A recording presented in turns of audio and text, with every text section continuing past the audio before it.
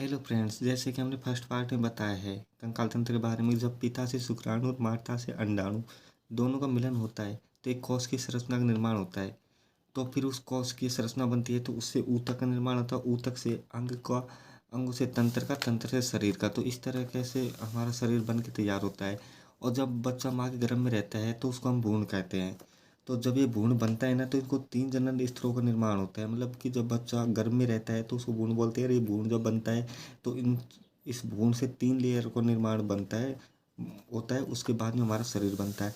जैसे कि आपको बता देना चाहता हूँ कि जैसे कि ये माता का गर्भ है और इसमें ये भ्रूण है, भ्रूण बन रहा है। तो इसमें एक बाह्य परत होती है, जो मतलब इसको बाह्य अधिचर्म कहते हैं। तो इससे क्या है कि हमारी त्वचा का बाह्य कंकाल, नाखून, जैसे जैसे बाह्य कंकाल में आते हैं नाखून और बाल, इनका निर्माण होता है। तंत्रिका मस्तिष्क का निर्माण कहाँ से होता है? बाह्य अधिचर्म से। उसके बाद में मध्य चरम।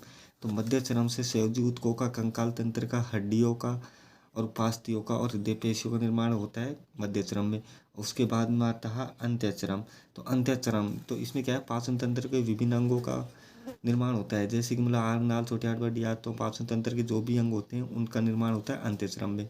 और ग्रंथियों का निर्माण भी इसी में होता है। फिर इसके बाद में हमने जाना था अंत कंकाल तंत्र को 2 भागों में हमने बांटा था। एक तो बाह्य कंकाल होता है, एक आंतरिक कंकाल। तो बाह्य कंकाल में हमने जैसे बताया था बाल और नाखून। तो हम यहाँ पर देखते हैं बाह्य कंकाल का निर्माण भ्रूण के अधिचर्म स्तर द्वारा होता है। तो बाह्य कंकाल का निर्माण कहाँ से होता है? भ्रूण के अधिचर्म स्तर से। बाह्य अधिचर्म, एक मिनट, बाह्य अधिचर्म। तो फ्रेंड्स, जैसे कि मैंने आपको बताया था कि जब बच्चा 3 लेयरों में होता है तो बाह्य अधिचर्म से क्या होता है? बाह्य कंकाल का निर्माण होता है, त्वचा का, तंत्र के तंत्र का। तो यहाँ पर जैसे हमने देखा है कि बाह्य कंकाल, तो बाह्य कंकाल का निर्माण भ्रूण के बाह्य अधिचर्म स्तर द्वारा होता है। ये कंकाल शरीर के बाहरी सतह पर पाया जाता है अधिकांश रूप में।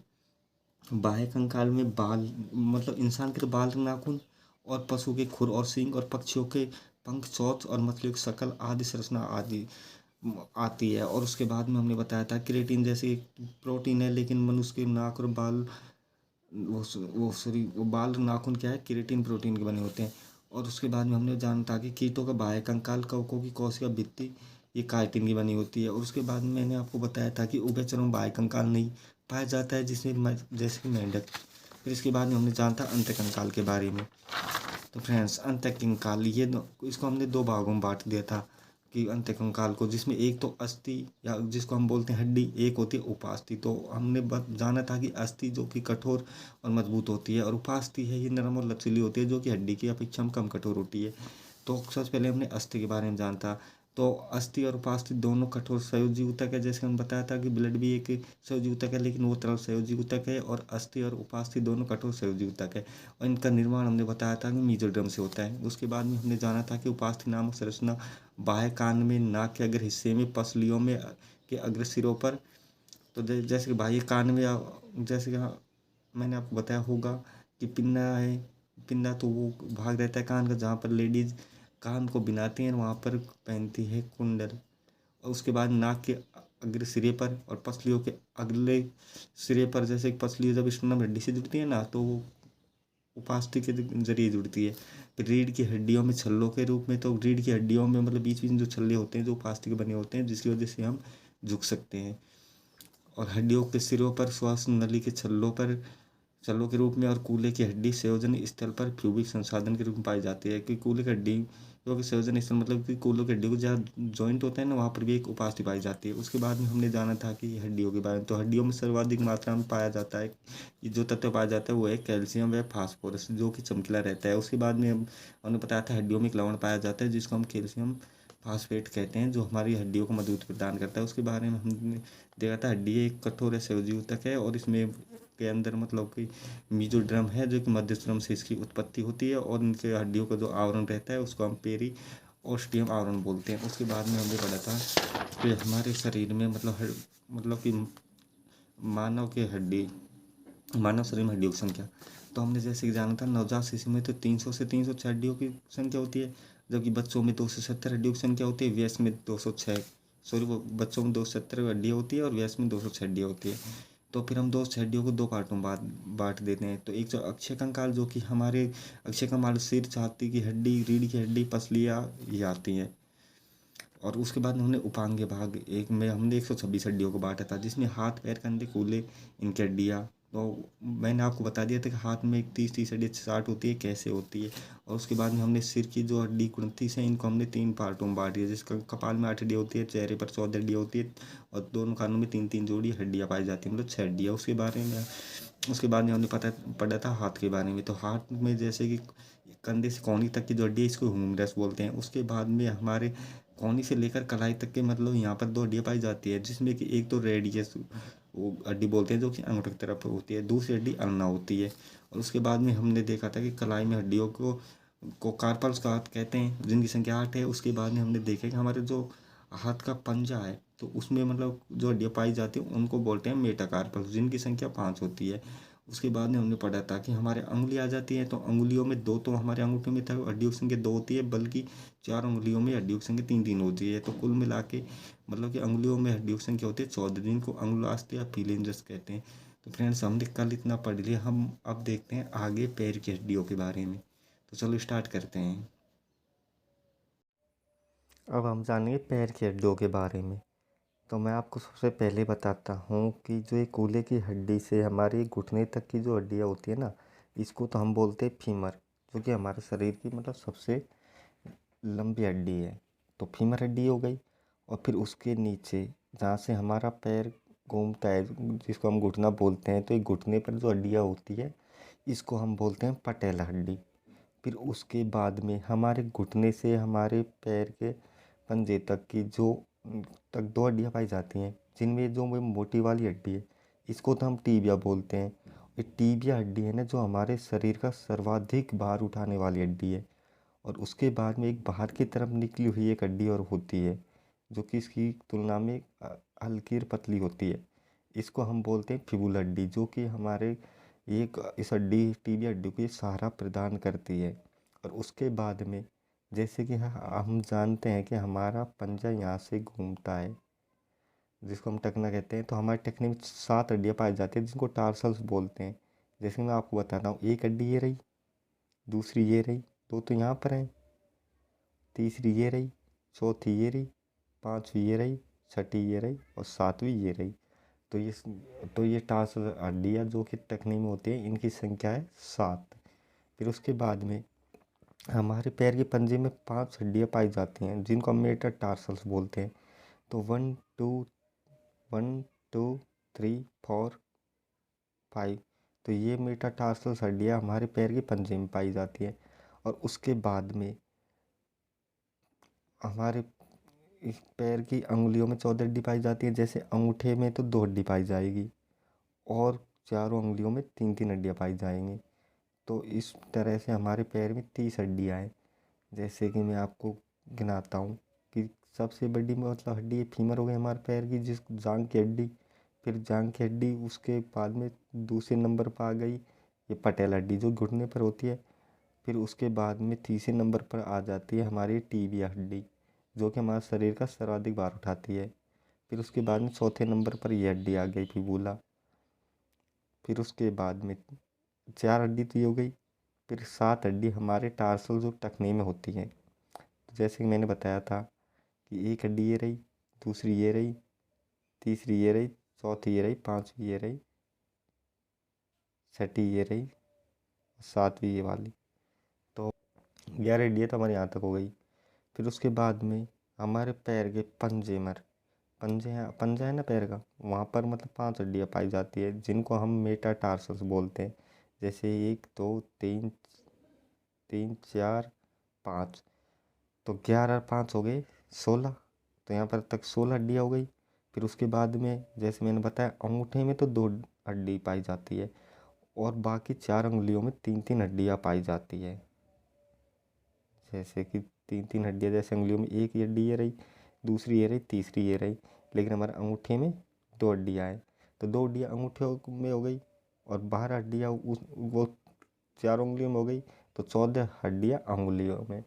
तो अब हमने जाना था कि जैसे कि फीमर एक, दूसरी फीमर तो एक हड्डी हो गई, दूसरी ये हो गई पटेला, फिर तीसरी हड्डी ये हो गई टीबिया, चौथी हड्डी फिबुला, 4 तो यहाँ तक हो गई, और 7 हड्डी हमारे यहाँ पर हो जाती है टखने में, जो टार्सल्स बोलते हैं। तो 7 और 4 11 हो गई, और 5 हड्डियाँ हमारे यहाँ मेटाटार्सल्स हैं, जो कि पंजे में पाई जाती है। तो 11 और 5 हो गए 16, और 14 हड्डियाँ हमारे अंगूठे में 2 हड्डी पाई जाती हैं, और 3 हड्डियाँ हमारे अंगुलियों में पाई जाती है। तो 12 तो अंगुलियों में और 2 अंगूठे में, तो ये हो गई 14। तो 16 और 14 30। तो हम इस तरीके से हमारे पैर में हड्डियों की संख्या होती है 30।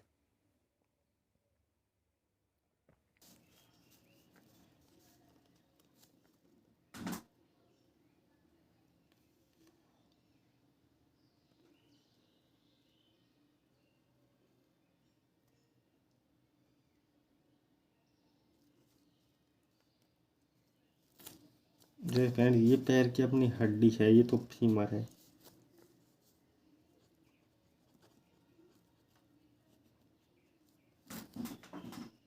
फिर इसके नीचे हमारे यहाँ पर एक हड्डी यहाँ पर है घुटने पर। फिर उसके बाद में यहाँ पर आ जाती है हमारी 2 हड्डियाँ।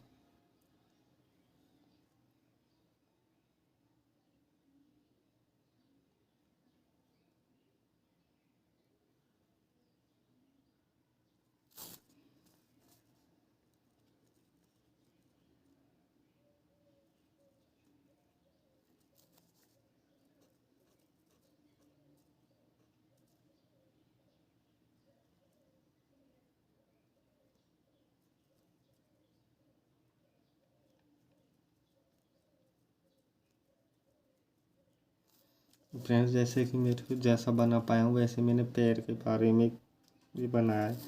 तो हमारे पैर में मतलब ये जो जांघ की हड्डी होती है इसका नाम है फीमर, जो कि हमारे शरीर की सबसे बड़ी हड्डी है।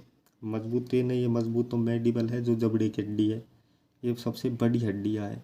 और जैसे सबसे छोटी स्टेप जो कान में है, तो हम पहले अभी पैर के बारे में देखते हैं। सबसे मजबूत हड्डी हो गई फीमर। फिर इसके बाद में हमारा पैर जहाँ से घूमता है, घुटने की हड्डी, जिसको बोलते हैं पटेला। तो पैर फीमर मतलब एक पैर में फीमर की संख्या 1 है। उसके बाद में पटेला, जो कि हमारे पैर के घुटने हैं ना वहाँ पर, तो इसको कहेंगे घुटने की हड्डी।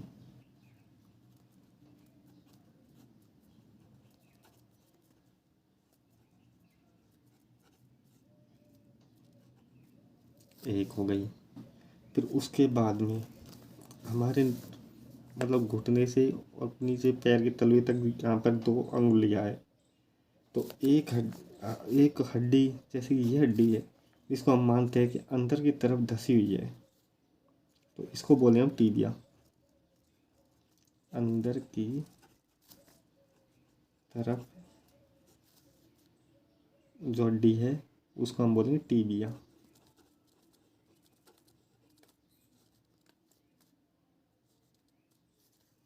इसकी संख्या होती है 1। ये फीमर हो गई। और हमारे यहाँ पर घुटने पर जो एक हड्डी ये होती है इसको पटेला बोलते हैं, और एक अंदर की तरफ जो धसी हुई होती है उसको हम टीबिया बोलते हैं, और एक है बाहर वाली जिसको फिबुला बोलते हैं।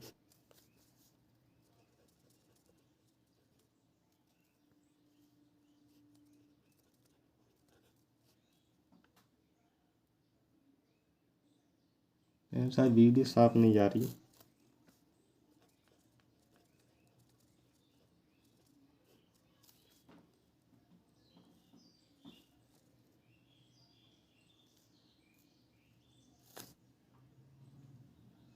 ठीक है, प्रॉब्लम है यार।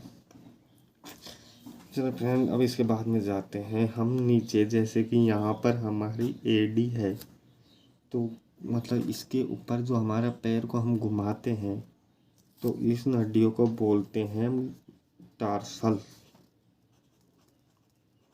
टार्सल्स, टखने की हड्डी। तो इनकी संख्या होती है 7। जैसे फ्रेंड अपने हाथ है, तो हाथ में कार्पल्स हैं जहाँ से हमारा हाथ घूमता है, उनकी संख्या तो 8 है। लेकिन इसमें मतलब यह टखने की हड्डियों की संख्या 7 होती है। तो लेकिन इसमें एक एक्स्ट्रा पटेला हड्डी है ना जो घुटने की, ये अलग हो जाती है। तो इसके बाद में हम आते हैं नीचे, तो इनको हम बोल देंगे मेटाटार्सल्स, जो कि हमारे पैर में मतलब होती है मेटाटार्सल्स।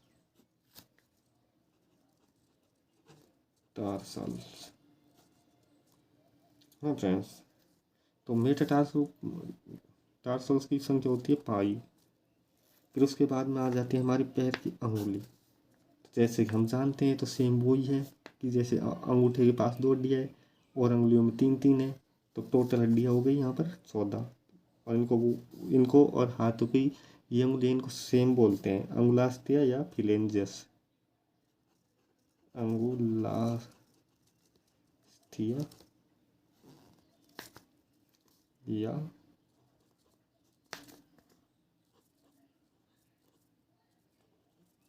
फिलेंजस। ओके फ्रेंड्स, तो अब हम देखते हैं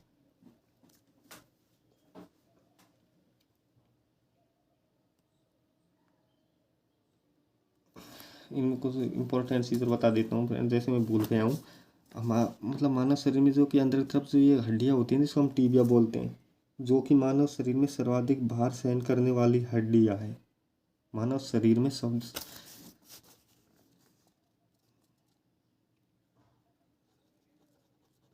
सर्वाधिक भार सहन करने वाली हड्डी।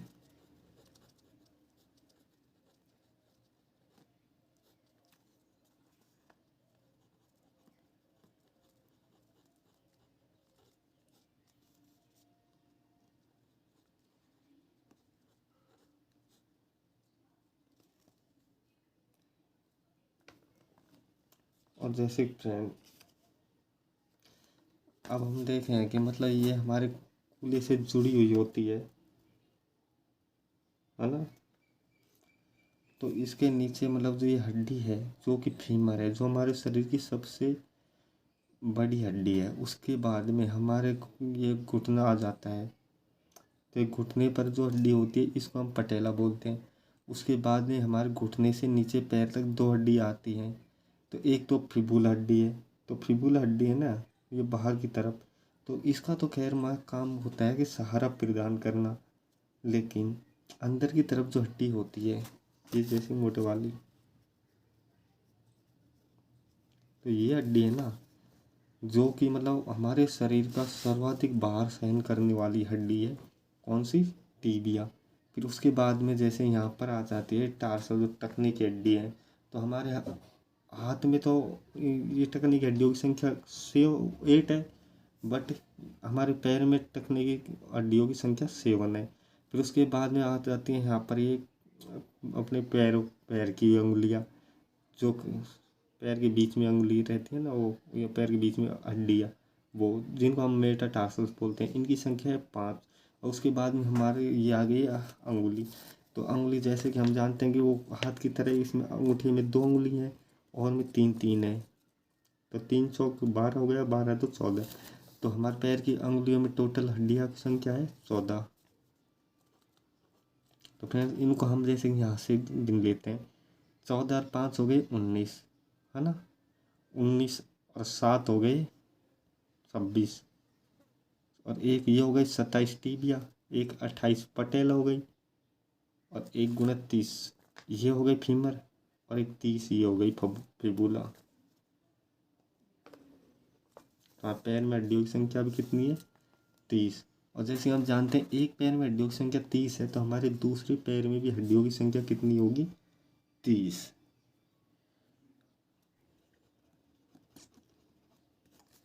बचपन में हड्डी पतली होती है,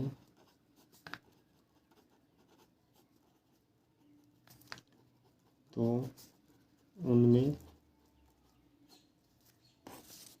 रेड बोन मेरो या लाल अस्थि मज्जा,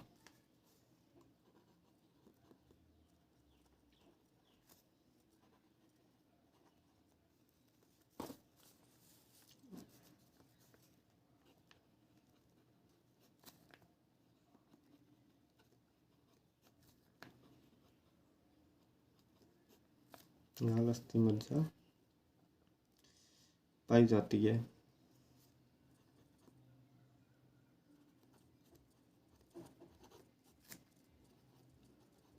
जिससे रक्त का निर्माण होता है।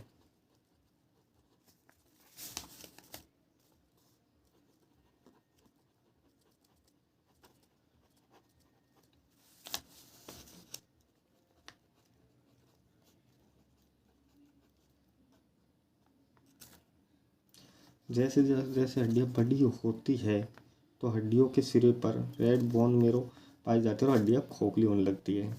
ये भी लिख लेते हैं हम।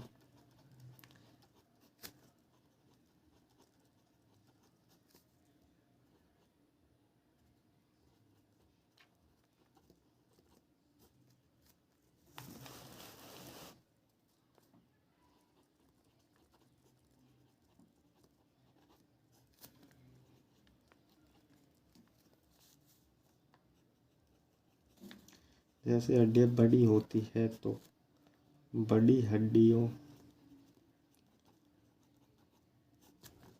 के सिरों पर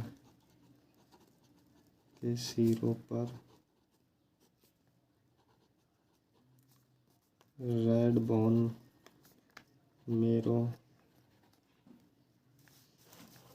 पाई जाती है।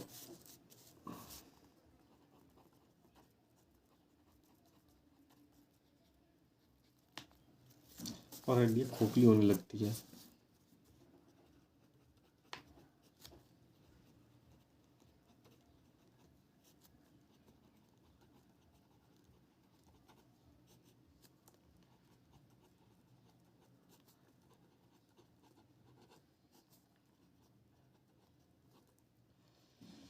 अच्छा फ्रेंड्स,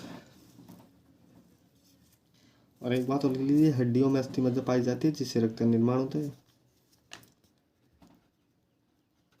हड्डियों में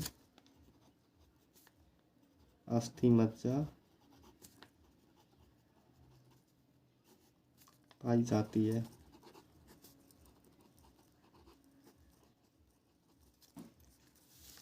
जिससे रक्त का निर्माण होता है।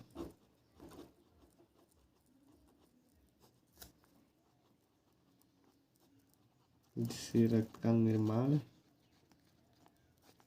होता है।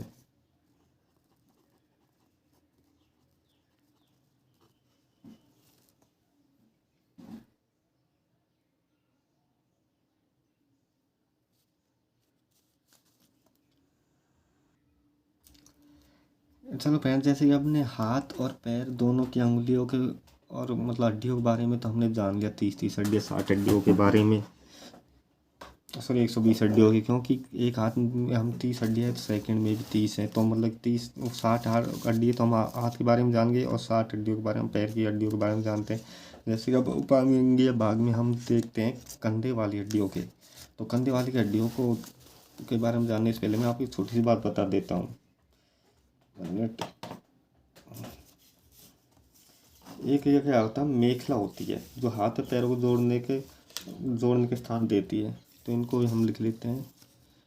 वीडियो से नहीं बन रहे, बाकी हैं, ये लिखिए लो। हाँ, तो मेखला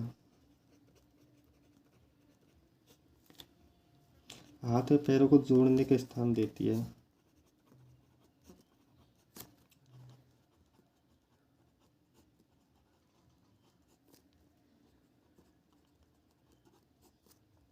हाथ और पैरों को जुड़ने का स्थान देती है।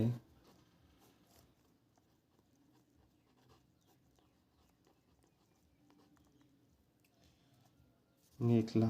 और मेखले के बारे में एक बात और, ये अक्षीय व अनुबंधीय कंकाल को जोड़ती है।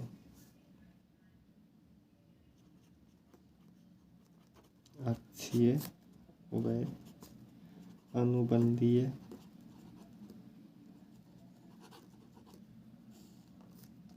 कंकाल को जोड़ती है।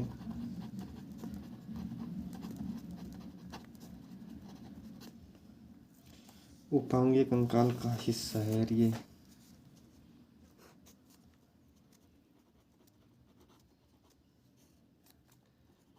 ऊपांगीय कंकाल का हिस्सा है।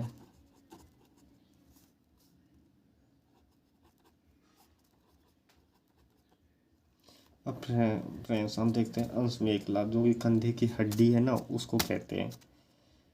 तो इसके बारे में थोड़ा सा आप लिख लीजिए।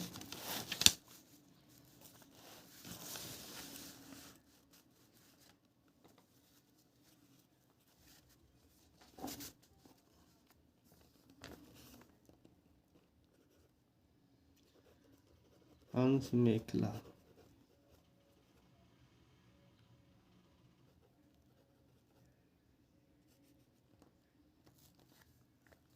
कंधे की हड्डी। वीडियो ठीक नहीं यार, क्या प्रॉब्लम है आप लोग क्या?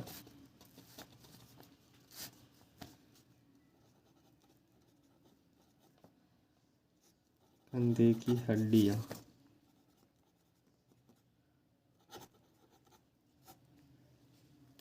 तो मनुष्य में अंश मेखला में 4 हड्डियाँ पाई जाती है, मतलब कि प्रत्येक कंधे में 2 हड्डियाँ पाई जाती है, दोनों में। तो यहाँ पर आप लिख सकते हो मनुष्य में अंश मेखला में 4 हड्डी पाई जाती है। मनुष्य में अंश मेखला में 4 हड्डी पाई जाती है।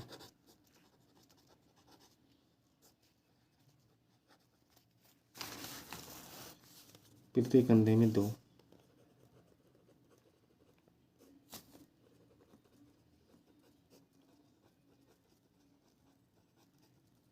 तो फ्रेंड उनका क्या है, एक हड्डी का नाम तो है स्कैपुला। तो फर्स्ट को हम लिखते हैं फर्स्ट के बारे में, स्कैपुला, जो कि स्कंध, चपटी, तृणोकार हड्डी जो कंधे का फलक बनाती है, ये पीछे की तरफ पाई जाती है। तो फ्रेंड्स ये हड्डी है ना स्कैपुला, जो कि चपटी व त्रिकोणाकार हड्डी है, जो कंधे का फलक बनाती है और पीछे की तरफ पाई जाती है, जो कंधे का फलक बनाती है। यह पीछे की तरफ पाई जाती है।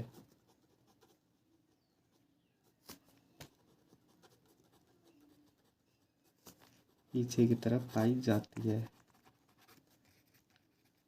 और फिर एक दूसरी होती है, जैसे आपको पता है कि कंधे में 2 हड्डियाँ पाई जाती है, एक तो इसकी पाई जाती है, दूसरी है विलेविकृत, जिसको ब्यूटी बोन भी कहते हैं, या कॉलर बोन, जो कि हमारे शरीर में सबसे सुंदर हड्डी है। तो हम चलो कंधे की दूसरी हड्डी के बारे में देखते हैं,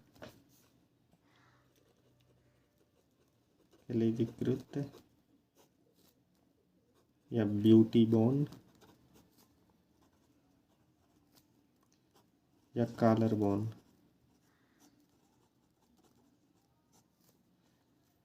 तो सबसे पहले तो मैं बता देता हूँ इसको, मतलब सबसे सुंदर हड्डी कहा जाता है शरीर की। यहाँ पर आप लिख सकते हो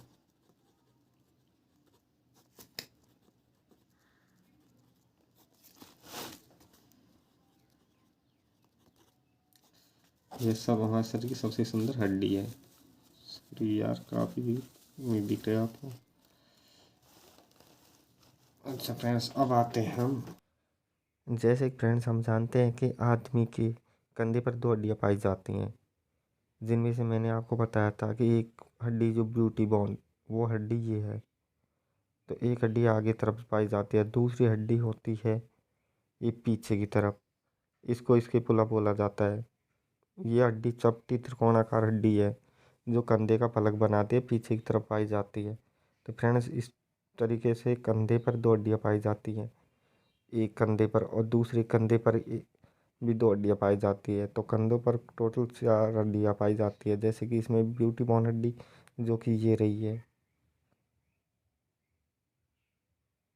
एवं स्कैपुला हड्डी जो कि ये है। तो फ्रेंड्स, जैसे कि हमने जाना कि कंधे पर दो जोड़ी हड्डी या पाई जाती है, दोनों तरफ दो दो, तो 4 हड्डी कंधे पर पाई जाती है। जैसे कि मैं आपको एक डायग्राम बना देता हूँ हल्का सा। जैसे कि ये तो हमारे ह्यूमरस हड्डी हो गई, मतलब अपने हाथ की, मतलब कि कंधे से कोहनी तक की ह्यूमरस हड्डी। ये तो हमारे हाथ की हड्डी है जो कि पाई जाती है। फिर उसके बाद में यहाँ से अगर आपने कभी देखा है तो एक हड्डी तो थोड़ी ऐसे रहती है,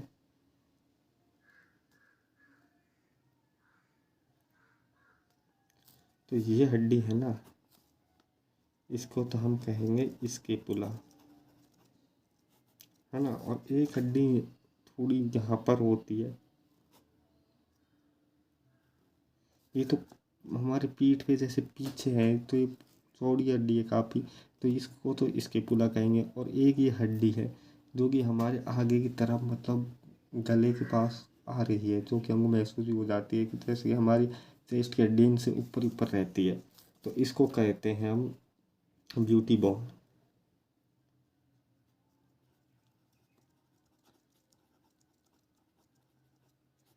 तो फ्रेंड्स, हमने अब कंधे पर भी दोनों हड्डियों के बारे में जान लिया, एक तो ब्यूटी बोन होती है और एक स्कैपुला।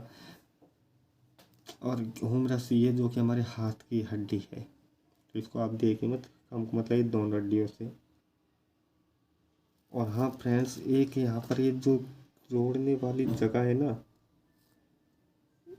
इसको कहते हैं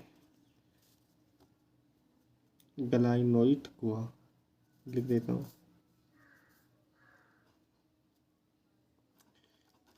ग्लिनोइड गुहा।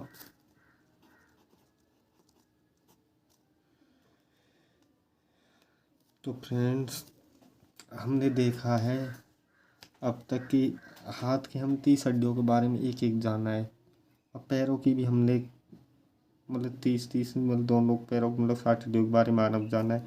और ये हड्डियाँ हैं जो कि मतलब कि हमारे कंधे पर हैं, ये तो हमारे पीछे की तरफ रहती है, मतलब बिल्कुल चौड़ी हड्डी रहती है ये। और ये हमारे थोड़ी कंधे है ना, इसको मिला के रखती है आगे की तरफ से, जो ब्यूटी बोन, जो इसको सबसे सुंदर हड्डी भी कहा जाता है। तो फ्रेंड, हमने इसके बारे में पढ़ लिया। अब हम आते हैं पांगे भाग में, कूल्हे की हड्डी पर। तो फ्रेंड, श्रेणी मेखला, एक बोन कूल्हे की हड्डी। तो इसमें आपको मैं सबसे पहले बता देना चाहूँगा, कूल्हे की हड्डी में 2 हड्डियाँ पाई जाती है, लेकिन ये हड्डी है ना जो कि 3 मतलब हड्डियों से मिलकर मतलब ये बनती है। तो ये अब मैं भी आपको बताऊँगा। वैसे वीडियो लंबी तो नहीं है ज़्यादा, कोई बात नहीं, इतने टाइम में तो हो जाएगा। तो कूल्हे की हड्डी, तो यहाँ पर लिखता हूँ श्रेणी मेखला, श्रेणी मेखला।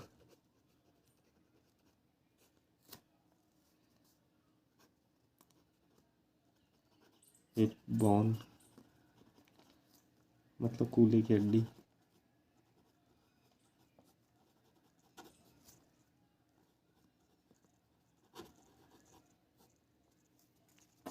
फ्रेंड्स, श्रेणी मेखला में 2 हड्डियाँ पाई जाती है।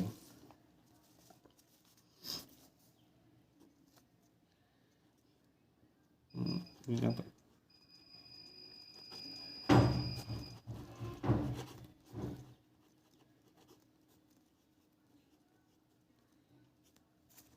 मिनट यार। तो फ्रेंड्स, श्रेणी मेखला मतलब इनको हिप बोन कहते हैं, कूल्हे की हड्डियाँ। तो ये क्या है, 2 हड्डियाँ पाई जाती हैं यहाँ पर। तो फ्रेंड्स, मतलब कूल्हे की हड्डियों को कॉक्सल हड्डी कहते हैं। तो ये क्या है कि कॉक्सल हड्डी है ना जो कि 3 हड्डियों के मिलने से मतलब कॉक्सल हड्डी बनती है। तो हम लिखते हैं यहाँ पर 3 हड्डियों के मिलकर, या 3 हड्डियों से मिलकर कॉक्सल हड्डी बनती है।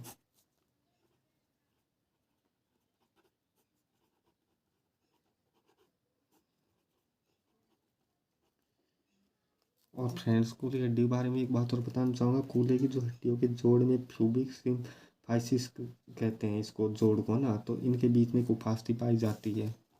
तो इसको लिखते हैं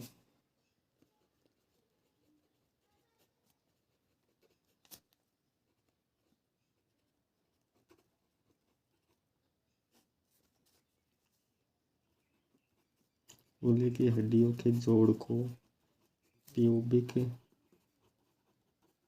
प्यूबिक सिम्फाइसिस कहते हैं।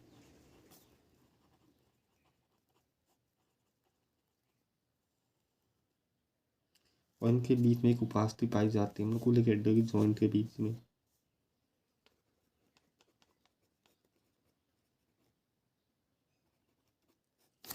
इनके बीच में उपास्थि पाई जाती है, उपास्थि पाई जाती है।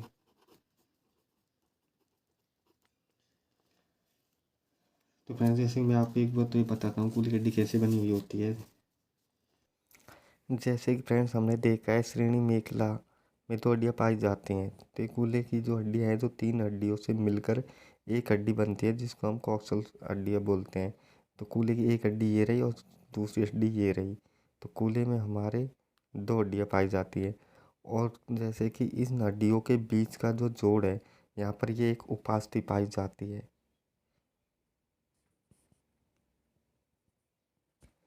और हाँ फ्रेंड्स, जैसे कि हमारी कूल्हे की हड्डियों के जो जोड़ है ना, इसको हम ये वाला जोड़ है, तो यहाँ पर ये जैसे उपास्थि पाई जाती है।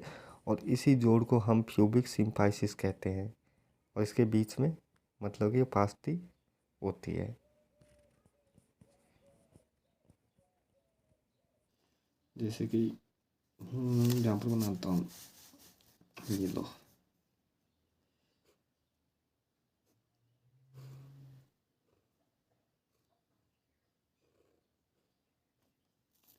तो इसमें क्या है कि तीन हड्डियों से बनी हुई होती है, और इसके बीच में जो ये जॉइंट है ना कूल्हे की हड्डियों का, तो यहाँ पर क्या अस्थि पाई जाती है, ये हड्डी। तो एक तो प्यूबिक प्यूबिस और एक है इलियम इलियम। तीसरी हड्डी पाई जाती है इस्चियम इस्चियम। तो फ्रेंड्स, ये शायद तीनों हड्डी के मिलने से एक हड्डी बनती है, तो इसको कहते हैं हम कॉक्सल हड्डी, कॉक्सल हड्डियाँ।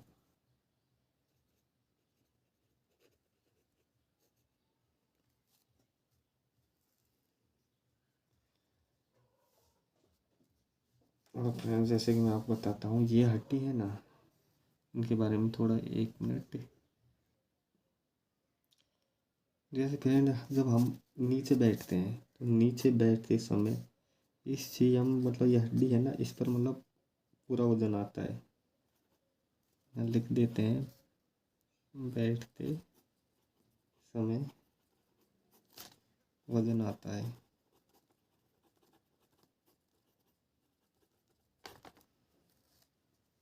और हाँ फ्रेंड, मैं जैसे कि एक बात और बताना चाहता हूँ, जैसे साइंस ने बताया है कि अगर नर और मादा के कंकाल के अगर हमको ये देखेंगे, मतलब ये कौन सा नर का है कौन सा मादा का, तो आपको बता देना चाहता हूँ। मिनट।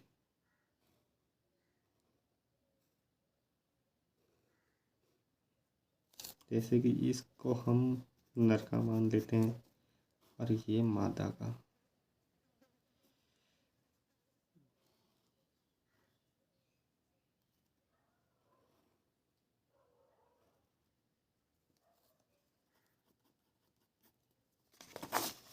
तो फ्रेंड्स, मादा की श्रेणी सेवकिला मतलब पुरुषों की अपेक्षा बड़ी होती है। तो शायद वीडियो में नहीं आया, ये बनाते वक्त मैं बता देता हूँ। मादा की श्रेणी मेखला